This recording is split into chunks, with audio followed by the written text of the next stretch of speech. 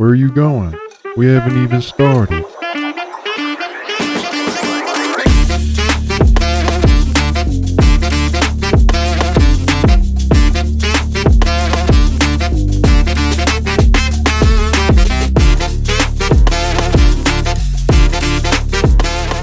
Hello and welcome back to the Punchlines and Plot Twist official podcast. I'm your host, Caleb. I'm your co-host, Slim. And today we are going to be getting into our Punchlines UFC predictions and breakdown for the upcoming UFC Fight Night at the UFC Apex in Las Vegas on Saturday, May 17th. Gilbert Burns versus Michael Morales. This is going to be a pretty good fight card. I have pretty high expectations for this night. What are you thinking for it just off the rip? I like a lot of the names they have in here. I like a handful of these matchups too. I personally feel like recently some of the fight nights have been a little boring. Have you seen all the people saying it's the MMA Great Depression recently after 315? I have seen that. Yeah, I don't feel completely like that, but it's a little bit true. Unless they just start cooking out of nowhere. It has a small bit of validity to it, but I think with the exception of last week, and that was mainly because we were losing our bets and things weren't going our way as far as betting was going, I think that affected our outlook on that fight night. But regardless, with the exception of that fight night, I think we've had a pretty good year so far from the UFC. And it's all been pretty entertaining. And as long as you're not a casual, you're enjoying these fights because they're real technical. There's good fights going on. There's underdog upsets. There's favorites, dominations. I think the UFC has given us a good amount of stuff. But I also see the point of it feels like a lot of the big stuff is pending. So we're just kind of getting little small. Exactly. Like we do know for a fact there are really, really big fights coming at some point during this year. You got DDP Kazmat, Ilya versus Oliveira or Islam Makhachev. You could have Islam moving up to fight JDM. Maybe John Jones versus Tom Aspinall if John stops ducking. Like there's a shit ton Pereira-Onk rematch is in the works. You have Dustin Poirier, Max Holloway retirement fight in Louisiana. There's a lot of stuff coming. So I feel like that definitely makes it feel like there's not as big of events going on right now. Yeah, I feel like I'm just so excited to see any one of those. And I'm also excited to see Sean O'Malley just get fucking whooped by Merab again. I don't know why they booked that shit twice. Yeah. And tonight we have UFC 315. We will be filming our breakdown and recap episode from that later on. But we're going to get into this Burns versus Morales fight night. The first fight starting us off through the night is going to be the number 13 Tisha Pennington versus Luana Pinheiro in the women's strawweight bout. Tisha Pennington is 35 years old. She has a 60.5-inch reach. She lands 4.8 significant strikes per minute and lands at 54%. She has a professional record of 14-7. Her UFC record is 8-7 though, so she's almost at 500. Her most recent win was a decision win over Esparza. She only has one finish in the UFC as well. It was a TKO doctor stoppage against Sam Hughes in 2020. So, not a bad fighter at all. She's just not really known for her stopping power. But she is fighting Luana Pinheiro, who is 32 years old. She has a reach of 62.5 inches. She lands 3.4 significant strikes per minute and lands at 42%. She averages 1.8 takedowns per fight and has an accuracy of 33%. Her professional record is 11-4. She has a UFC record of 3-3. So they're both sitting around the same UFC record almost. She's coming into this fight off of a 3-fight losing streak, though, where she lost by decision, submission, and knockout. The unholy trinity. Yeah, she hit the unholy trinity of losses. Terrible, terrible. But so I, given all of the facts and the film that I've seen too, I think history is just bound to repeat itself, and this fight is going to go to decision. I'm having a hard time picking Tisha or Luana though, but at the time of this recording, I am leaning more towards Luana Pinheiro by decision. And if it does end in a finish, I do believe it would be a Pinheiro submission. That's fair. I like this fight a lot. I think Pennington, you can't really say anything too bad about her. She's a veteran in the UFC. She debuted back in 2015. She's been around for a while. She's a good kickboxer. She's got good volume, and she's got good takedown defense. She does occasionally struggle on the mat against really high-level wrestlers. We saw that against Esparza. Mm-hmm. But I don't think that Luana is going to be as big of a threat on the mat against someone like Tisha as she would be against, who was her submission? Never mind, she does not have a UFC submission. That's what I was getting mixed up. She does have several outside of the UFC, though. Luana? Yes. Okay. Yes. So I don't think that Luana will be a threat on the mat against Tisha. But Luana does have really good judo. She's got good throws. And she's got a pretty decent ground game overall. Yeah. But I think Pinheiro's best attribute is her heavy hands. And the fact that if she puts and it's a very big if, she can put her combos together, she can set the pace and she can dominate almost anybody. But there is that big if she can get those combos going. You've seen from her several times where she just comes out and will throw one or two jabs just to keep them kind of spaced out from her, and then she gets beat the rest of the fight. They'll get close, she'll go for a judo throw or a hip throw, she'll take them down, but then usually she will end up on her back as well, which she is comfortable off her back. But for that reason, I think I agree with you that this is going to be a decision. It has decision written all over it. But I think Pennington is winning this decision. Okay. I made a mistake. If you look at my notes, I don't know what I was thinking there. I didn't read this when I said it. My pick that I had written down is Pennington by decision. But I did say if it's going to end in a finish, it would be Luana Pinheiro. I think I was getting the P's mixed up. Got you. Yeah, so forget what I said. I agree with you. I think Pennington wins by decision. I'm just saying if this fight were to finish, the only real... Because I don't think Pennington is going to knock Luana out. I don't think she's going to submit her. So if it goes to decision, Pennington is 100% winning. Absolutely. So the only way I see this finishing is if Pinheiro finishes Tisha Pennington. On the feet? On the mat. On the mat. Because I don't think Luana Pinheiro can strike better than Pennington. Because she's a really clean kickboxer. She's going to keep Luana at distance the whole time. I feel like Luana's game plan is definitely going to at least incorporate a good amount of grappling. That's fair. But also, and that's Tisha's never been submitted. Yeah. And she's fought some pretty high-level wrestlers.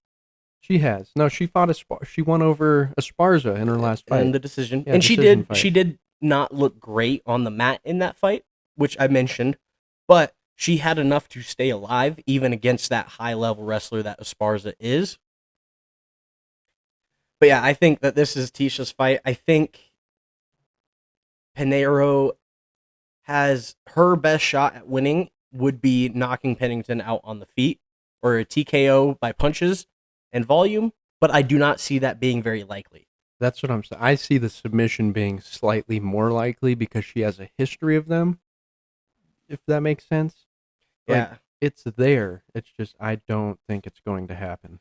I just think Tisha has too much of a pedigree against high level wrestlers for me to believe that Panera would be able to even submit her when she doesn't have a single submission in the UFC as of yet. Yeah. But moving on to the next fight, we have Hung Sung Park versus Carlos Hernandez. Carlos Hernandez is 29 years old, has a 66-inch reach. He lands 5.1 significant strikes per minute at 47%. He also averages 1.5 takedowns and 2.5 submission attempts per fight. He has an undefeated pro record of 9-0. He is 2-0 in the UFC.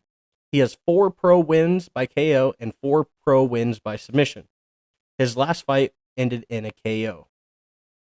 Carlos Hernandez is 31 years old, has a 67-inch reach. He lands at 3.9 significant strikes per minute with 47% accuracy, so a little bit less accurate or less active, but the same accuracy for these two. He averages 1.6 takedowns per fight with an accuracy of 21%. He has a pro record of 10-4, a UFC record of 3-3, and his most recent fight being a split decision win. Carlos Park, or Hung Sung Park, I don't know why I said Carlos Hernandez, but Hung Sung Park is a very, very high level contender in my opinion.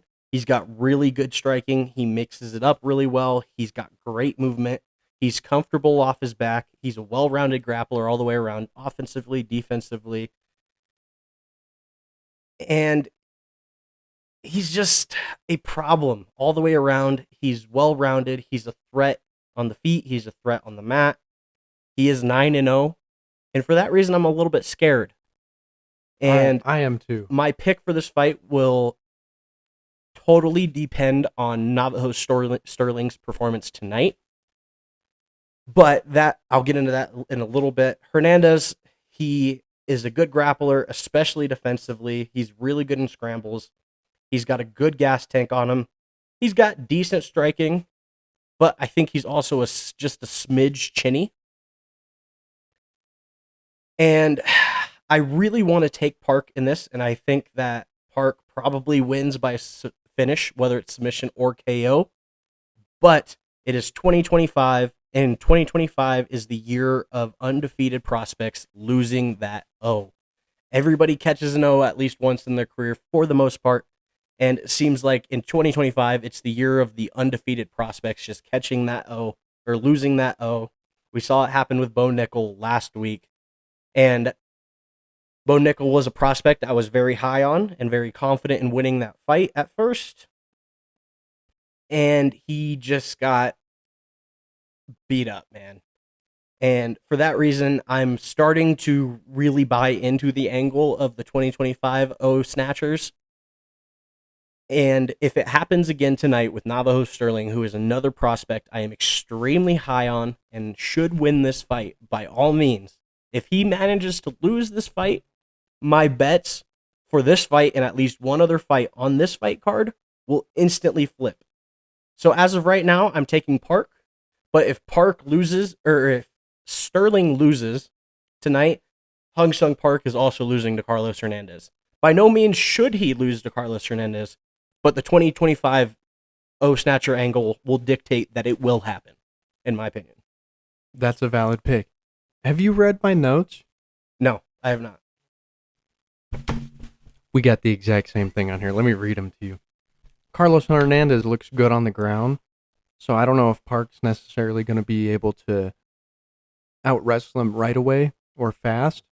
And he has a good gas tank, too, so I don't necessarily know if Park's grappling would be good enough to at least submit him. I think he could dominate him on the ground, stay in control a lot of it. I just don't know if he could actually finish it on the ground.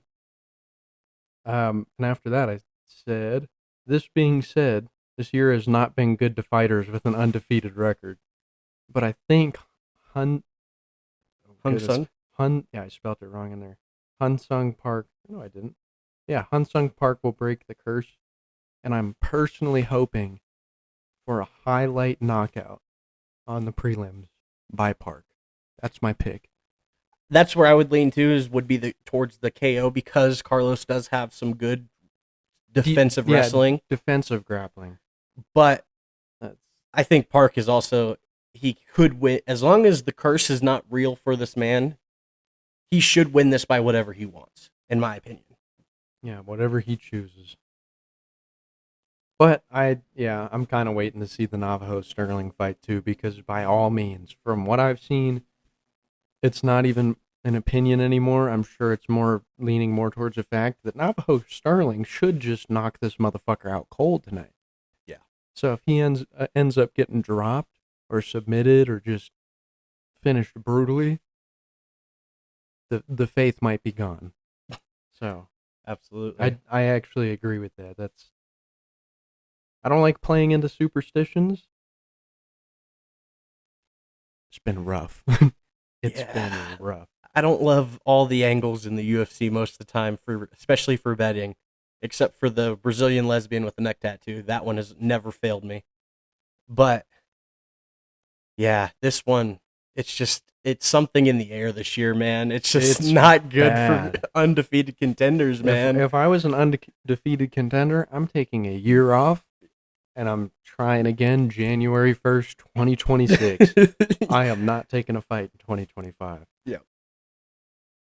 All right, so the next fight we got is Elise, right?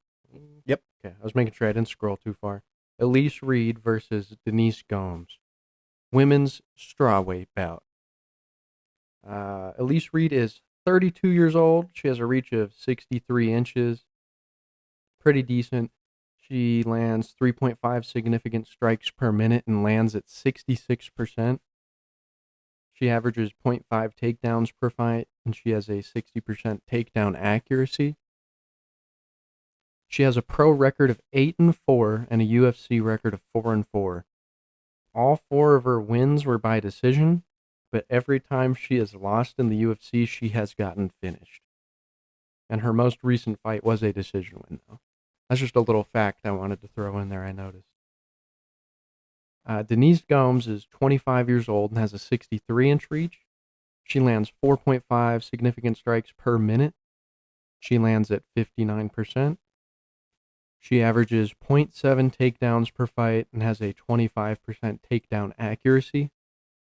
She also attempts 0.9 submission attempts per fight. She has a pro record of 10-3 and a UFC record of 4-2. 2 of her wins came by knockout and the other 2 by decision. She is currently on a 2-fight win streak. Both of the fights she won recently were both won by decision. I didn't have a lot of notes on this fight. I still think it's going to be a really, really good fight. Or at least a pretty decent fight. I just think Gomez takes this easily. From the film I've seen, I can't really...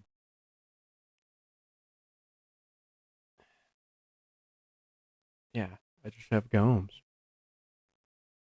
No other way to explain it than I watched the film. Intuition led me to a decision.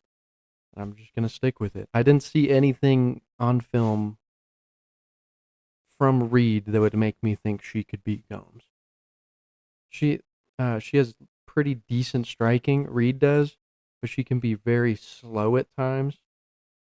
Almost like she's out of rhythm when she's fighting a little bit. And Denise Gomes, to me, has very heavy hands, because she does have a couple knockouts in the UFC. I feel like her striking's better on the feet, and I feel like I haven't seen much grappling from either of them. However, I feel like Gomes would also be the better grappler. So I'm just taking Gomes by decision.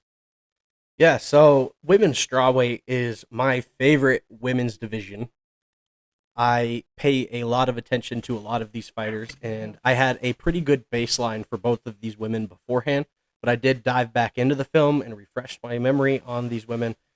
And the current odds on this fight are Elise Reed is the plus 350 to the minus 500 favorite to Denise Gomes. And I think that's accurate.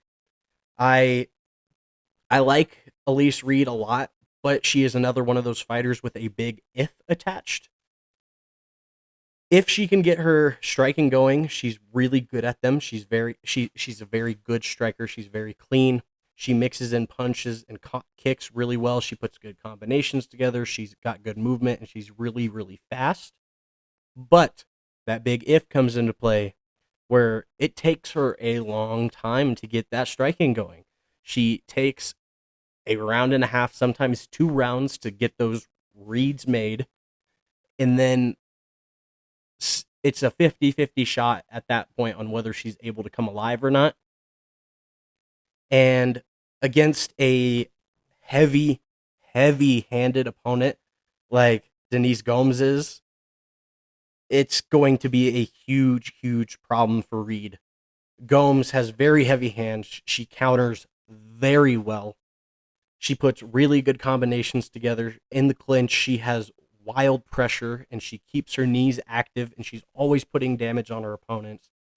And she's got a decent ground game, but her bread and butter is on the feet, and she likes to keep it there. And I think that's exactly where she's going to keep it for this fight. I think it's going to be Denise Gomes, and I think she's going to end this fight early by KO.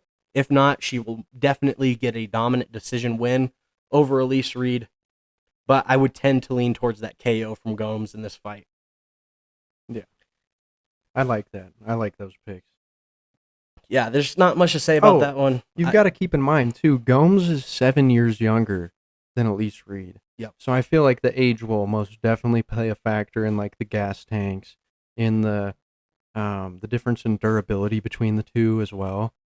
At first when I was trying to explain it, I couldn't find a good way to do it because in my mind it's just set that Gomes is taking this easy. Fair enough. And I would tend to agree with you. Next fight after that is Luana Santos versus Tanara Lisboa. Luana Santos is 25 years old, has a reach of 67 inches. She lands 4.28 significant strikes per minute at 56%. She averages 1.6 takedown per fight with an accuracy of 40%. She also averages 1.2 submissions per fight, or submission attempts per fight. She has a pro record of 8-2 and 3-1 in the UFC. She has 1 win by KO and 1 win by submission in the UFC. Her most recent fight was a decision loss, though. Tanara Lisboa is 34 years old and has a 67-inch reach. She lands 2 significant strikes per minute and lands at 69%. She averages 2 takedowns per fight and has an accuracy of 40%. She averages 0.5 submission attempts per fight as well. She has a pro record of 7-2, a UFC record of 2-0, with 1 win coming by submission, and her most recent being a decision win. She's also on a 5-fight win streak. Luna Santos is a pretty good striker. She's got decent counters.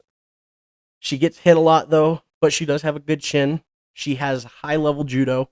She's got really good throws. She mixes them in very well, and she's a submission hunter. The ground game is her thing. You can tell she is judo trained and very qualified in the field of judo. Tanara Lisboa, though, is a good striker. She is a 2-time Muay Thai champion in Thailand, which is not an easy thing to do. She throws a lot of volume out there. She's got a good ground game. She's got good takedown defense. She's got some submission potential, although she was submitted by Norma Dumont back in the day. And, I think this is going to be a very entertaining fight. I think it's going to be a very competitive fight as well. I would lean towards Lisboa on the feet for sure. But on the mat, it's kind of a toss-up between these two, in my opinion. And for that reason, I'm gonna lean Lisboa, but I'm only taking money lines because she could put her out with TKO. She could submit her. Both of them could have submission potential in this fight. And this also has decision written all over it, but it also has finish potential written all over it. So I'm just taking a money line on Lisboa. And I probably will also be taking a money line on Santos just as a little sprinkle, but I'll take Lisboa in the parlays. No, I like that. I like that. I would tend to agree with you there. Yeah. I do like Lisboa's striking. It's fantastic. Very clean. The only thing that throws me off about this fight is how good Luna Santos' chin is going to hold up. I do feel like Lisboa is definitely going to be a big challenge. And I do see it being competitive the whole time. Yeah, I don't know. I think I'd probably take Santos by submission or like the double chance or Lisboa by decision. I didn't write anything down on this fight because honestly, this is one of the closer matchups for me that it was really hard to pick who's going to come out on top. This is one of the ones I'm going to sit back, I'm going to enjoy it being technical as hell and just hope for the best, really. Yeah, no, that's a fair take.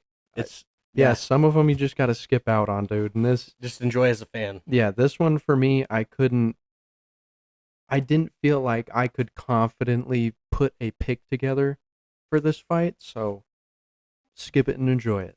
Yeah, and the live odds on this one currently are a -130 on Luna Santos' side and a +110 on Tenaro Lisboa. So pretty close to pick'em odds, pretty close odds.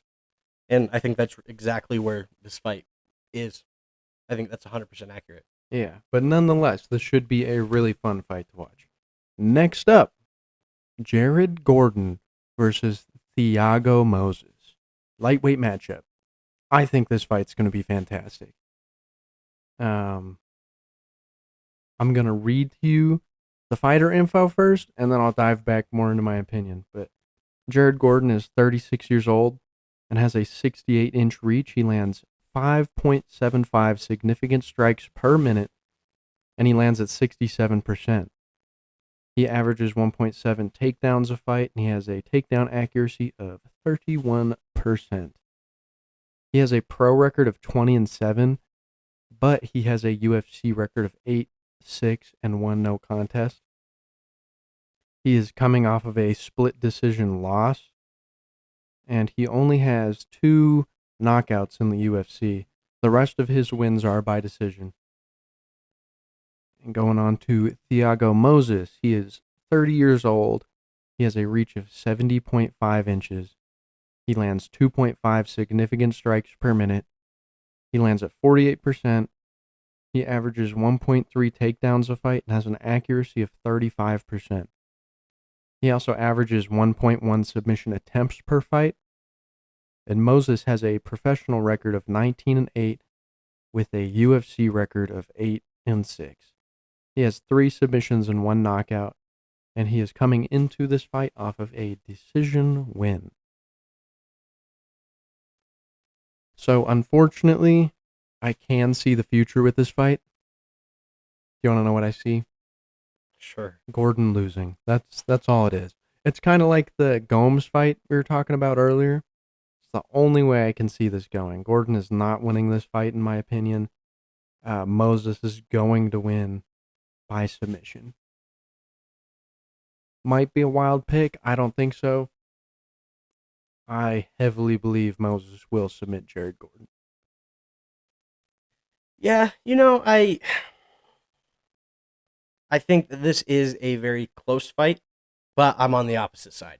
I think that this is Gordon. I lean towards Gordon, and I lean towards Gordon by KO in this fight. I think Gordon is a very good striker. He's got really heavy hands, and he's a dirty boxer in the clinch, and you can tell he puts a lot of volume out there. He does absorb a lot of hits, and he can be chinned, but he's not chinny, in my opinion. He's got good wrestling, primarily defensively. He's got good takedown defense and a good ground and pound, where Thiago Moses has got pretty good striking. I would rank him slightly below, but he mixes in kicks very well. He's got pretty good movement. He's got very good wrestling, pretty good takedowns. He is a submission hunter, but I think he's chinny, dude. I think he is a little chinny. And I think against a guy like freaking Jared Gordon, that's a real fucking problem. Because Jared Gordon has the hands from hell that will just put you to sleep. And when it comes to fights like this where it's a wrestler versus a striker, I tend to lean towards the wrestlers in general because of the decision aspect of that in the scorecards. It's hard to do damage when you're on your back. But in this case, I think Jared Gordon has held his own with very high-level wrestlers, primarily Paddy Pimblett. He went to decision. Granted, he lost that decision, but he did not get submitted by Paddy Pimblett, and Paddy is somebody who has a very high submission potential ceiling. If we're doing MMA math here, that means Jared Gordon is better than Mike Chandler, right? If you're doing MMA math, I guess. MMA math, yeah. Yeah, but I'm not saying he's better than Michael Chandler by any means, but No, I think I'm just fucking around. this mix-up, and when you look at the strength of schedule between these two, Jared Gordon has the stronger strength of schedule. And that's why I'm not doing MMA math. I'm doing strength of schedule here. Yeah, no. And Jared Gordon's fought higher level guys. And I know everyone's going to talk about King Green, and he lost to he won there was no contest. But King Green had a headbutt that caused that knockout. Even though he got knocked out by King Green did fucking headbutt him, and it was a no contest, so it doesn't count. I think that Jared Gordon is just a little bit more experienced, and he has enough of a wrestling pedigree to defend against most of Thiago Moses' takedowns. And then I think he has just enough to stay alive on the mat if Thiago Moses does manage to get him down there. I think that would be a problem for Gordon at that point. If Thiago Moses is able to get him down, I think it's going to be hard for Gordon to get back up. But I don't think Moses is going to be able to submit him. And that's only if Moses is able to get Gordon down, which I think is going to be a challenge for him because Jared Gordon does have very good takedown defense. He does. So yeah, I lean Gordon KO or decision on this one. I get it. Thiago Moses, to me, if I were Thiago Moses going into this fight, he's got to know how lethal Jared Gordon is. So I 100% believe it's going to be, like you said, the classic matchup between the striker and the wrestler. And he's going to do everything he can to get it to the ground. So, But on the other hand, Jared Gordon's game plan is going to be to do everything to keep it from going onto the ground. Yeah, I think Thiago Moses can take him to the ground. I think he gets maybe him once. Twice. I think he maybe gets him twice. there once. Yeah, maybe twice. But I think the rest of that fight is Jared Gordon dominating him on the feet. Yeah, so let me kind of rephrase what I said. Personally, I think Moses still wins by submission. However, if it does stay on the feet, I don't think he's outstriking Gordon. Yeah. I just think he has what it takes, and he knows what it takes, and he's going to take this fight to the ground, and he's going to win it there, whether it's a decision or submission, but I'm leaning submission. Yeah. And both of these guys are at minus 120 in the odds right now, so it is dead even. Another pick'em fight, and we fully agree with it. I think it is a very close fight, and we just see it slightly differently, which is what happens on pick'em fights like this. Oh, goodness. The next fight that we have is Gabe Green versus Mateus Camillo. And we do not have any notes for this one for the intro, so I'm just going to read off some stats real quick. It seems like I missed one. Website itself. Okay, so Gabe Green is 11-5-0 in his professional career. He's coming off of a loss. He is 5'10". He has a 73-inch reach. He wins 36% of his fights by KO, 55% by submission, and 9% by decision. Significant strikes are he lands at 6.28% or 6.28 per minute. at 45% and absorbs 6.95 strikes per minute with 47% defense. And his takedowns are, he averages 0.83 per fight with 50% accuracy and 53% takedown defense, 0.28 submission average per fight. There are no current stats on Mateus Camilo on the UFC's website. I was kind of having problems finding him. Okay, too. so he is Brazilian. He is 5'9". He's 24 years old. He is 9-2 in his professional career. He has 4 finishes by KO or TKO, and he is 2-2 for submissions. He is coming off of a decision win against Drobshavka Nabatoev in the ZFN2 Fight Night. And yeah, that's all I can really find off of him off the bat. He is coming up to the UFC. This will be his debut against Gabe Green. And now for my personal opinions, because I was able to find that decision fight for Camilo. Mm-hmm. So I do have some on him. Based off of that fight, he's got decent hands, but struggles to put combos together. He seems to have pretty decent wrestling, but I think he will struggle at the UFC level. And against a guy like Gabe Green, who is a good striker with very heavy hands, he keeps pressure on you, even if he's getting pieced up. Yeah. He's still keeping the pressure on you. He's got good wrestling, he's got good takedowns, and he's very durable, but he can be chinned. And for that reason, I don't have a whole lot to say about it because I don't know Mateus super well. And a guy coming off of a not super exciting decision win up into the UFC isn't something that gets me super excited about this guy. Yeah, going up against Gabe Green, too. And Gabe Green is a guy who he's not someone you want to be matched up with for your UFC debut because he's going to put the heat on you. And even if you're beating his ass, Well, yeah, he's still going to be pressuring you and putting hands on you the entire time. He's going to make you earn it. Yeah. And so that's why I got Green with mid to high confidence by KO or decision. I don't think there's a reason to put a safety bet on this one at all. Also, Gabe Green is 2-3 in the UFC. His 3 losses were to Daniel Rodriguez, Ian Machado Gary, and Brian Battle. So he's seen some higher level competitors. And Brian Battle just found his sweet spot and just put him to sleep very early in that fight. Oh, yeah. So I can't really hold that one against. That was a shot that could, anybody gets hit right there is probably going to sleep. Yeah. By anybody. But my thing is, he's fought higher level competition than For sure. Mateus Camilo has before, even though his record doesn't necessarily reflect that he's a good fighter. I feel like he's leaps and bounds better than Camilo is. He's at least established himself in the UFC. Exactly.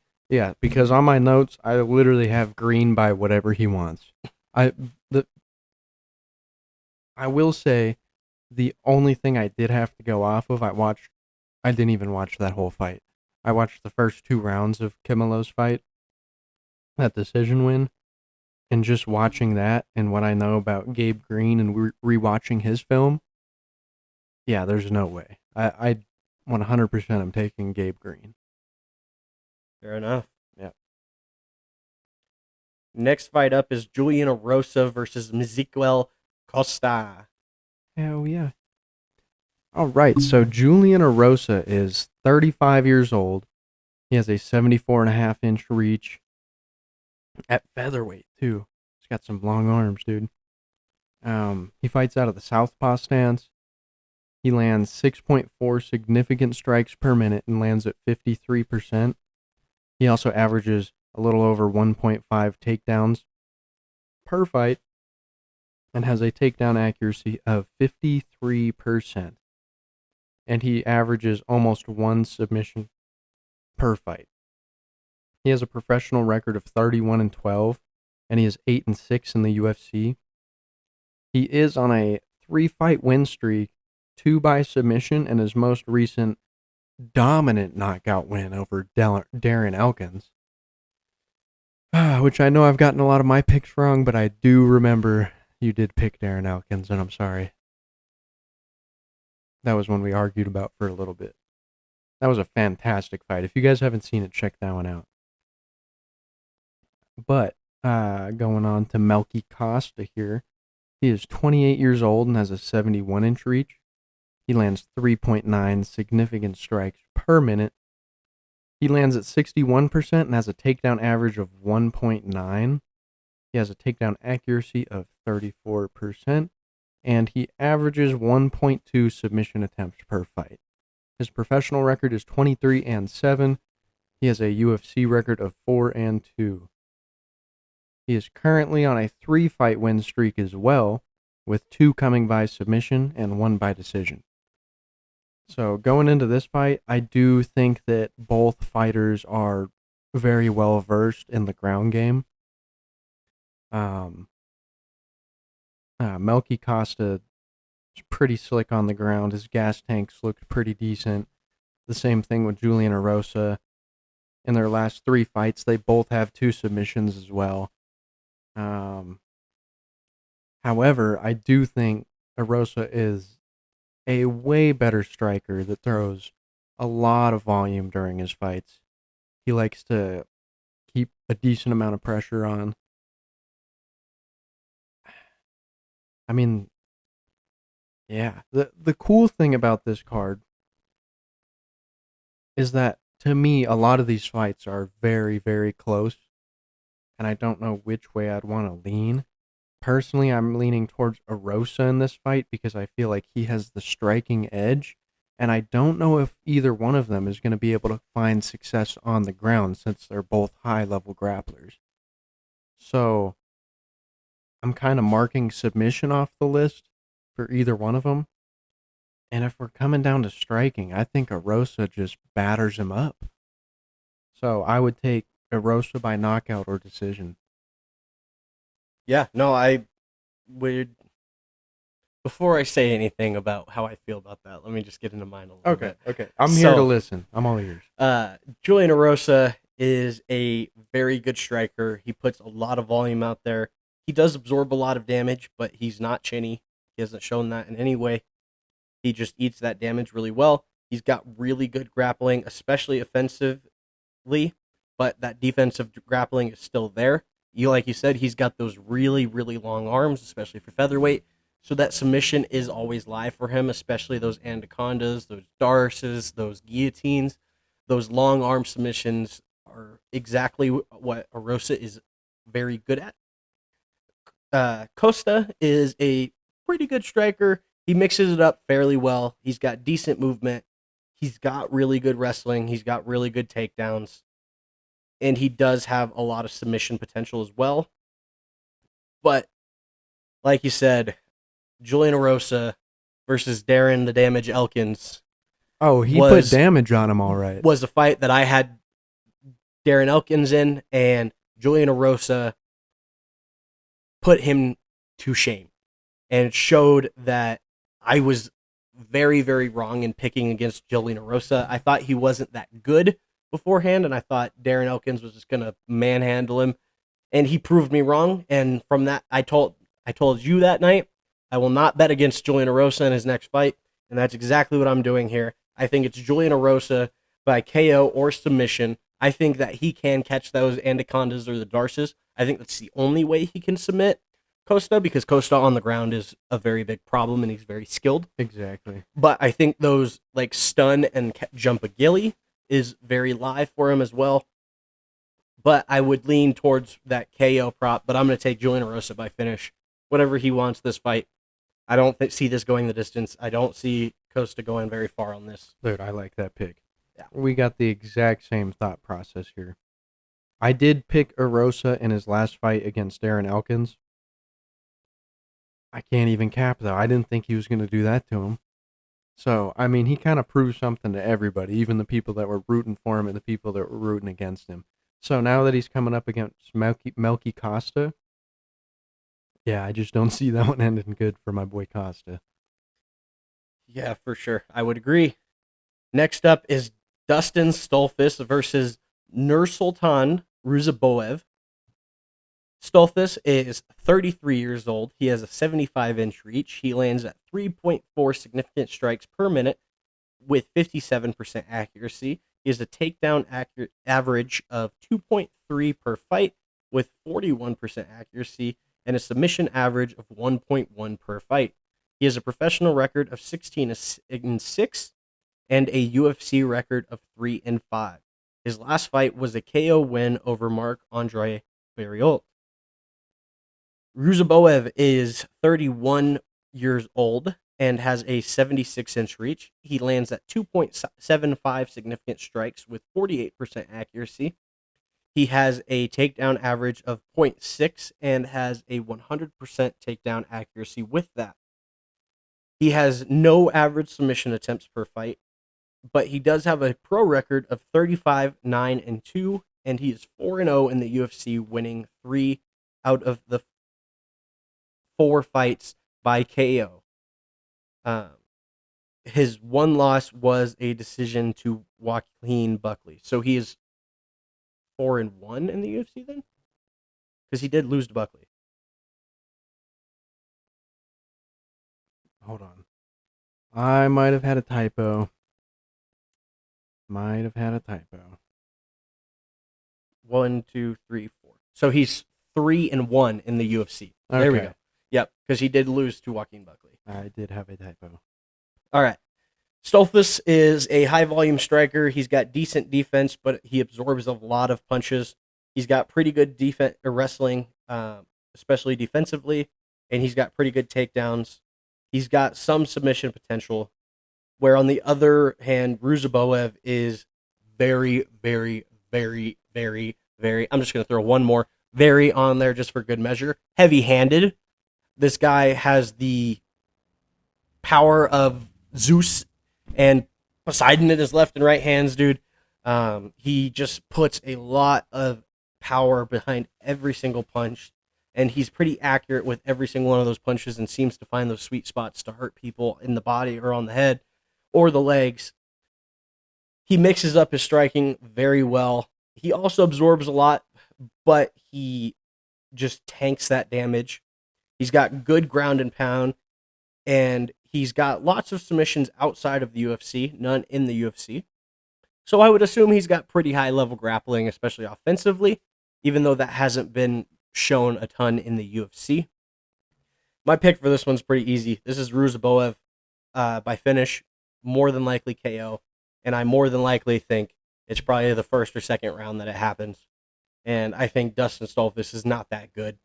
And I think Ruziboev is going to show him that Dustin Stolfus is not that good. First of all, I just want to apologize to everybody watching if this is a little boring because we're not clashing heads a lot. But for once, we're actually agreeing on a lot of these. He's deciding to actually make like competent picks for once. Or you finally smartened up. Maybe it's one of the two, dude. But I also just think Stolfus all around is a better fighter. Or no, Ruziboev is a better fighter than Stolfus. There you go. Had him switched up. Because Ruziboev is just a clean kickboxer, dude. And like you said, every single kick or punch he throws, he's trying to break something. So I have Ruziboev by knockout. And I'm probably going to take an under prop for this fight as well. Oh, for sure. This fight does not go the distance, regardless. No, it doesn't. All right. Who do we got next? Sodiq Yusuff and Myron Santos. All right, so Yusuff is 31 years old and has a 71-inch reach. He lands 5.6 significant strikes per minute, and he lands at 52%. He has a takedown average of 0.2 and a takedown accuracy of 20%. He also has a submission average of 0.4. He has a pro record of 13-4, and he has 6-3 in the UFC.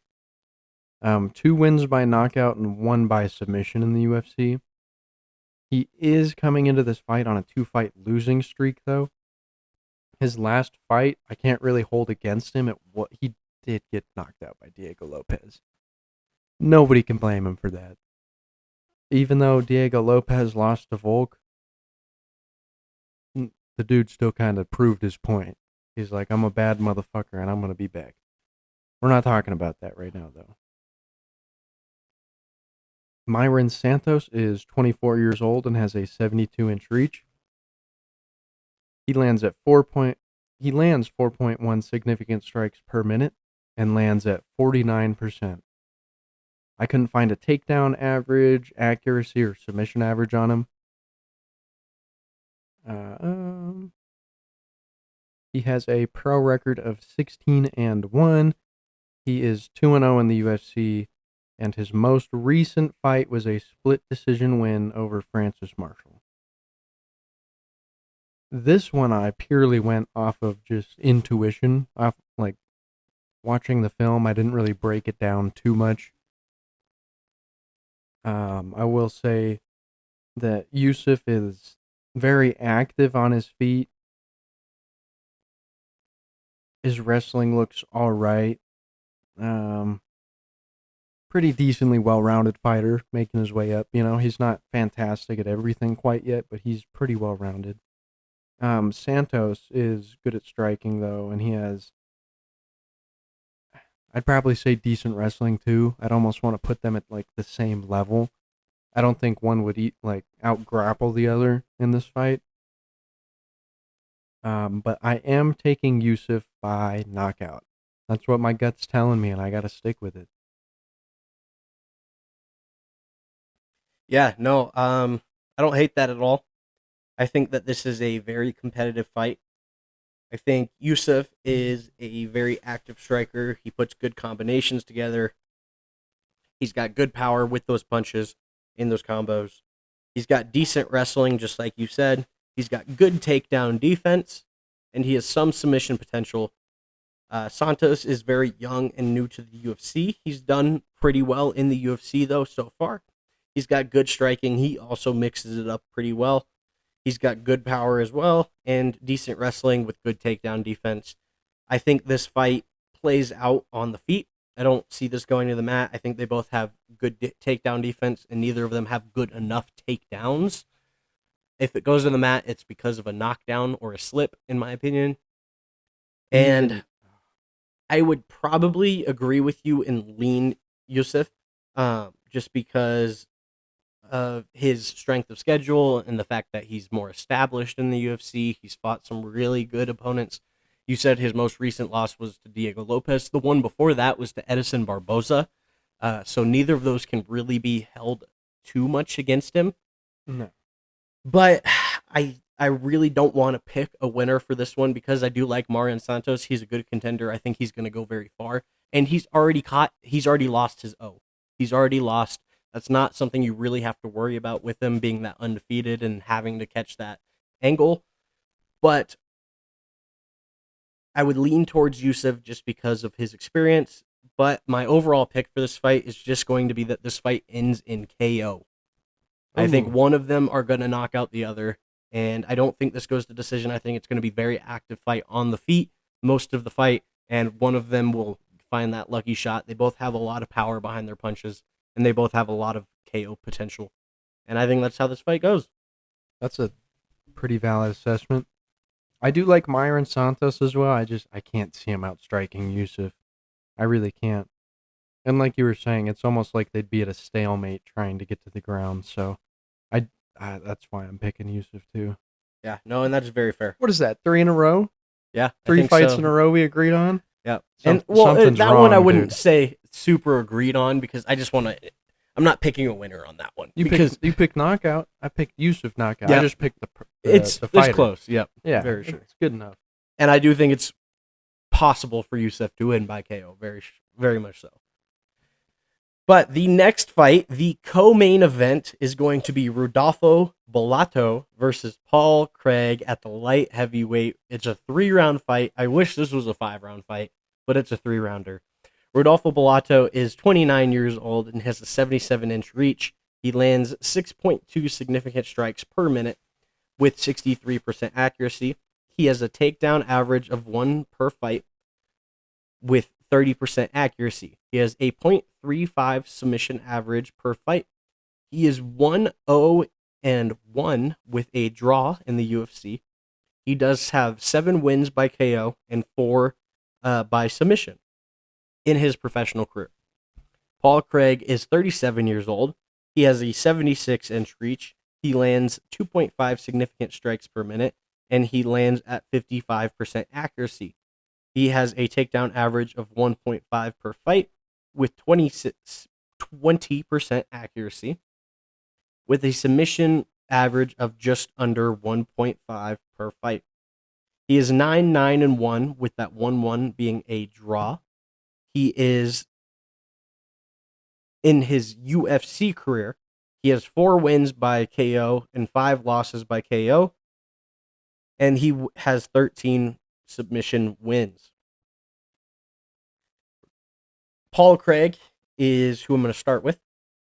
He's a good striker. He's kind of low volume, though, and he doesn't have a ton of power behind those punches. He's got good wrestling, and he's got pretty good takedowns. He is always live for a submission. He's always hunting for those submissions. But he is taking on Rodolfo Bellato, and in my opinion, Rodolfo Bellato is the young Pereira. He is a big, strong, heavy hitter with stone hands from Brazil, just like Pereira is. And he's got okay wrestling to back it up, but he's got really good takedowns that he uses to set up lethal ground and pound. And this is a Bellato fight. I think it's going to be KO round 2.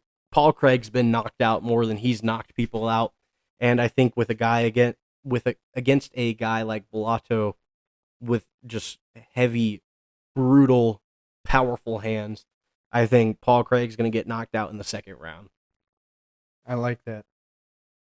That's 4 in a row now that we completely agree on. I literally my first sentence on here is, I think that Paul Craig is a dog, but I also do feel like he's about to be put down like one. This is not a good match. I'm going to love the fight. This has nothing to do on whether I'm going to enjoy it or not. I'm excited to see this fight. But I feel like Paul Craig is about to get murdered. If we're doing MMA math, he got his ass whooped on the feet by Bo Nickel, who couldn't beat the weirdly built Dutch guy, right? He got his ass kicked by RDR. And now he's going to fight Rodolfo Bellato. The dude's got great hands. And like you said, he's just throwing nukes. That dude has a lot of power behind his hands. Or he can. Like with his ground and pound, no thank you. So I just don't see it happening. I do have... Oh shit, do we have the same thing? Yeah, I have Rodolfo Bellato by knockout TKO DQ. My safety bet's a Paul Craig submission. Yep, and that's something I didn't mention originally. And that's why I also said that I wish this was a 5-round fight, because I do want Paul Craig to bounce back and get a win, but it's not going to happen in a 3-round fight because he's not going to be able to finish Bellato early. His best bet is going to be to take that damage, take as little as possible, stay as far away from him as he can, until Bellato gets tired, and then take him down and submit him. The problem is I don't think that that's happening in a 3-round fight. I think that could happen in a 5-rounder, where Paul Craig would be losing the decision up until the 4th or 5th round, but then he gets a submission in the 4th or 5th round. And in a 3-round fight, especially with a guy against like Bellato, who's just going to be putting pressure on you and putting power on you, I don't think Paul Craig can handle that anymore. No. And I have a sneaking suspicion his chin might be a little compromised at this point in his career. And especially going up against just a bounty hunter of a human being, it's really going to test his durability. Absolutely. And yeah, that's why I went specific with it. You know, I never like to get specific with he never does which that. round it is. I just like to pick the finish and then let the rounds play out how it is. But I think this is round 2. It's got round 2 written all over it. You guys better lock that in. He never does this. Lock it in. Yeah, that's a Rodolfo rare sight. Bellato knocks out Paul Craig, round 2. You tell him. You to say it again. Rodolfo Bellato knocks out Paul Craig, round 2. Nah, I agree. Moving on to the main event. You want to break this one down? No, not really.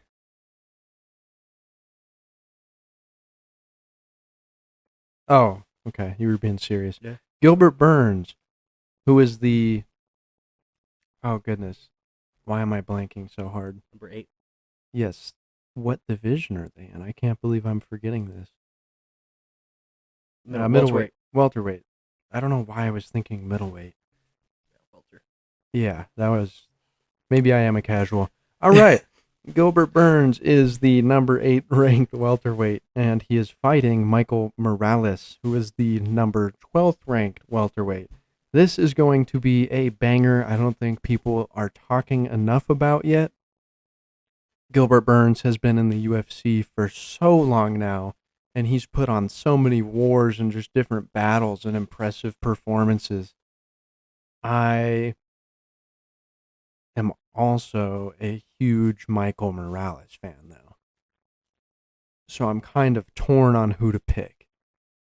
But let me get into this. Gilbert Burns is 38 years old. He is a veteran in the UFC. He has a 71-inch reach, and he lands 3.1 significant strikes per minute, and he lands at 56%. He averages 2 takedowns per 15 minutes. This is a 5-round fight, so we're going to see a lot of takedowns, hopefully. He has a takedown accuracy of 37% and a submission average of 0.4. His professional record is 22-8, and his UFC record is 15-8. He is coming off of a 3-fight losing streak coming into this fight. Yeah, he got decisioned by Bilal, knocked out by Jack Della, and then he also got decisioned by Sean Brady. I think they were all pretty competitive fights. Yeah. He didn't really get embarrassed. Maybe Jack Dell a little bit, but he was still putting hands up on him until he got knocked out. 3rd round knockout, too. Yeah, so he did put up a fight. Like, it was still competitive. He does have 9 wins by submission, and he has also never been submitted before. Michael Morales is an undefeated prospect. Yet again, just coming back to the zeros. And as of right now, he is the number 12th ranked welterweight. He is 13 years younger than Burns. 38 to 25. Insane. 13 years younger. He also has a 79-inch reach. Dude's got spider arms, dude. With the last name like Morales, you should have it. Well, he lands 5.4 significant strikes per minute and lands at 51%. He averages 1 takedown per fight, and he lands his takedowns at 41%. I couldn't find a submission average, at least for in the UFC, so I'm just going to leave that one alone. He has a professional record of 17-0, 12 wins by knockout and 1 by submission. And in the UFC, he is on a 5-fight win streak. 3 of his 5 wins came by knockout. And I think that Michael Morales is one of my favorite up-and-coming prospects right now. But as we got into a little bit earlier, the 2025 curse is alive and well. Yeah. It makes it scary, dude. You have somebody you like, and then imagine me paying for this shit, right? And I'm like, oh, I really want to see this. And then they just get knocked out cold. I get to see one of my favorite up-and-comers just lose. It seems like every single time this year. Yeah. Personally, I'll get into that in a second, but I think this fight is going to be an absolute 5-round war. I think both of them look really clean on the feet. Gilbert Burns has really fast and clean striking. I've always watched Gilbert Burns. I mean, the whole time I've liked the UFC, the homeboy's been in the UFC.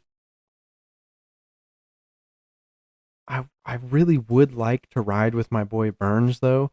But the fact that Morales is 13 years younger, he has an 8-inch reach advantage, and Burns is on a 3-fight losing streak. Well, Morales hasn't lost yet in his professional career and is on a 5-fight winning streak in the UFC. I've watched a lot of film on Burns. I've watched a lot of film on Morales. My personal pick that I'm going to be putting into my parlays is Morales by knockout. But I will absolutely have a decent prop bet on Burns by submission because that's also my boy, and you can't count him out. He's always been a demon. He's a dog. You really can't. I feel like every time I've counted Burns out, he's proved me wrong. Even if he's lost. Because there's been a couple fights where I'm like, oh, Burns just gets destroyed. And he comes out, puts on a war, and goes to decision. I like this matchup a lot, and I'm hoping the curse doesn't catch up with me, but I have Michael Morales by knockout. Yeah. So everything I'm about to say comes with caveat. But Gilbert Burns is a good striker. He mixes it up really well. He absorbs a good amount of damage, but isn't super chinny. He can be chinned, though. His ground game is his bread and butter, though. He's got good takedowns. He's a submission hunter, and he's a real problem on the mat. Michael Morales, not just because of his last name, but I honestly regularly imagine this guy as Miles Morales from Spider-Man, because this guy is just a bad motherfucker, man, in my opinion. He's a really good striker. He's got lots of volume. He seems to have really good power, too. And with that power, really good placement as well. He seems to also have pretty good wrestling with good takedown defense. My threshold for fighters, when I'm looking at their stats, for against high-level wrestlers, I like to see at least 50 to 60% takedown accurate or takedown defense. Michael Morales has 92% takedown defense. Yeah. This guy is ridiculously hard to take down. He's ridiculously durable, and he will mix it up on the feet and put hands on you in any way he can. He'll put elbows, he'll put knees, he'll spin, he will ground and pound, he will do anything it takes to win. And I think that that's what he does against Gilbert Burns. Don't get me wrong, I think Gilbert Burns makes it competitive, and this is not an easy win for Morales, but I think he can still have a dominant win without it being an easy win over Gilbert Burns. And that is my overall pick right now, is Morales by KO or decision over Gilbert Burns. But if Navajo Sterling tonight, again, if he loses, that script flips and my primary bet becomes Burns by submission or decision. And I think Michael Morales will lose his O just because that's the year it is. I don't know. Okay, let me put it this way. The curse is alive and well. And who was it? Hyun-Sung Park? Mm-hmm. If Sterling loses, and even if Hyun-Sung Park loses, I'm still having faith in Michael Morales. Because Michail Morales is the truth, dude. That boy's tough. Don't take it as Morales is on the same level as Hyun-Sung Park, because Hyun-Sung Park is still fairly unproven, where Miles Morales is very proven. But regardless, he is a contender on his way up, and he has an O. I know. Bo Nickel was a lot more proven in my mind too, up until he wasn't, and then he Michael lost Morales that O and became a 1. Are you saying then Hyun-Sung Park or Michael Morales? Who was Bo Nickel proved more? No, he's more proven than Hyun-Sung Park. Yes, not more than Michael Morales. No, Bo Nickel hasn't proved shit. He was more proven than Hyun-Sung Park. No, leading up until that fight. That dude's been a bum. He just talked shit, found a way to get people to like him, and was like, "Oh, my wrestling pedigree," and then got fucking destroyed by RDR. You can't even argue to that. He gave up. He didn't give up. He got beat the fuck up. Rewatch the fight after He got this. beat the fuck up. Yeah, it's but because he was taking damage, man. He didn't, or I mean, I guess he kind of gave up a little bit, but it was because of the absolute beating he was getting. I don't think he gave up. I think he just got the shit beat out of him. He did. But there was a certain point you could tell where he wasn't Renee than it is to Bo. I think, but that's what I'm saying. In my mind, Hyun-Sung Park is less proven going into his fight than Bo Nickel was going into his fight against Renee. Michael Morales is more proven than both of them by a lot. Yes. But he is still a contender on his way up with an O on his record. I trust him a lot more, though. I do too. This dude's tough. I feel like if anybody can break it, other than our boy tonight, Navajo Sterling. That dude's tough as fuck. He should win by knockout, just like Miles Morales should win against Gilbert Burns by knockout. Flying knee. Hang on off the cage. Mm-hmm. Absolutely. Yeah, he's proven enough to me to where I can put my faith in him. I feel like everybody has to lose their O at some point.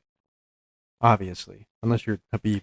And Gilbert Burns is a person who could potentially do that. I was about to say, I don't think it's this fight, though. Who do you think it would be then? I think Michael Morales will still win this regardless. It's just the curse throws me off. Because if there's a big pattern following undefeated fighters, and I'm almost sure that he's going to win, kind of messes with you a little bit, and you're like, oh, should I pick that? You know? But yeah, Michael Morales, I have full faith in him. He's going to get that knockout. I will say, though, it's a big jump going from Neil Magny to Gilbert Burns. That's what I'm saying. Is it's just a big jump kind of early. It makes me a little nervous, especially with the curse out in the air. I think he's got it, though. He's got the age advantage, reach advantage. He's got an insane record. 12 professional knockouts in 17 fights, 1 submission. One of the most insane knockouts I've ever seen. And as long as Navajo Sterling, I don't even need Navajo Sterling to win by knockout. I just need him to win tonight. As long as Navajo Sterling wins tonight, I'm 100% with you. Money on the table. Money all in. I'm with it. Table. All right. If Navajo Sterling loses, it's Gilbert Burns' decision or submission, and I'm all in on that one, man. Yeah, dude, we're watching. Because I will not get burned by this curse again, man. I will not do it. We've already said that shit like 3 times, dude. And we keep getting burned by it. Okay, so we're gonna watch the UFC 315 tonight. We are filming this on Saturday. Yeah, I'm pretty anxious about this card. If you guys don't know the implications of the title fight basically determines if Islam Makhachev is going to stay at lightweight or if he is going to move up to welterweight to challenge Jack Della Maddalena, which I would love to see because at some point I need him to send him Ian Gary so I can watch that cuck get choked out on television. Absolutely. Yeah. I'm so in for that. But we're talking UFC 315. Our official fight picks for the week are posted on our TikTok right now. I guess by the time you guys are watching this, they've been posted for a while. Since this probably won't come out till Monday, Tuesday. It is Saturday when we're filming this, though. But those fight picks are final picks every week. Will be posted either Friday night or Saturday morning before the fights every single week. So you will see what our final predictions were after we get just a little bit more research in and we start to hear some other thoughts and opinions, form our final picks. Those are posted on TikTok and Instagram every week for you guys. But that being said, that's going to wrap it up for this first episode of the Punchlines this week. We will see you guys later tonight for the recap episode of 315. But with that being said, make sure you go to check out all of our social medias. If you want an easy way to find all of them, go to our Instagram. It's Punchlines and Plot Twist Pod. And in that Instagram, you will see a link in the bio. That link in bio is our link tree. It has a link to the Punchlines TikTok, the Plot Twist TikTok, our Twitter, our Instagram, our YouTube, and our Spotify. Check them all out. Yeah. Or one of them, and any of them. Please. We'd appreciate any engagement. But for those of you who are here, we love you. We appreciate you. We thank you guys for hanging out. Any final messages? If you're going to watch the 315 recap, I'll get back to you. I got to see how well my picks were. Alrighty. We will see you guys next time. Peace.